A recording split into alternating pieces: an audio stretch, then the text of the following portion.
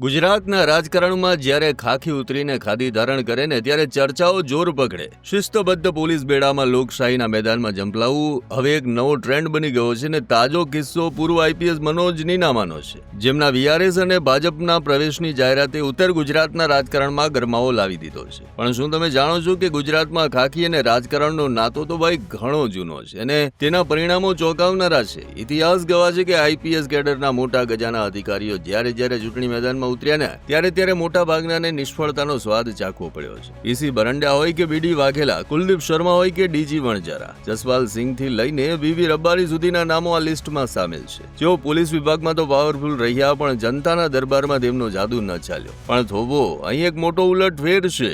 એક તરફ જ્યાં ઉચ્ચ અધિકારીઓ સંઘર્ષ કરી રહ્યા છે ત્યારે બીજી તરફ પોલીસ કોન્સ્ટેબલ તરીકે કારકિર્દી શરૂ કરનારા નેતાઓએ રાજકારણમાં મેદાન માર્યું છે. નજર નાખો આ નામો પર. ગુજરાત ભાજપના પ્રદેશ પ્રમુખ સી પાટીલ, જેઠાભાઈ ભરવાડ, ભવાનભાઈ ભરવાડ, ગોપાલ ઇટાલિયા આ એવા નામો છે જેમણે કોન્સ્ટેબલની નોકરી છોડી અને આજે ગુજરાતના રાજકારણમાં અગ્રણી ચહેરાઓ બની ગયા છે. સવાલ એ થાય કે શું આઈપીએસ અધિકારીઓ જનતાની નાળ પારખવામાં થાપ ખાઈ જાય છે અને કેમ કોન્સ્ટેબલ લેવલના નેતાઓ સફળતાના શિખરો સર કરે છે? મનોજ નીનામાના આગમન સાથે જ આ જૂની ચર્ચા ફરી જીવંત થઈ છે. ત્યારે જોવાનું એ રહેશે કે શું મનોજ નીનામા આઈપીએસ અધિકારીઓ પર લાગેલા નિષ્ફળતાના ટેગને તોડી શકશે કે પછી ઇતિહાસ પોતાનું પુનરાવર્તન કરશે.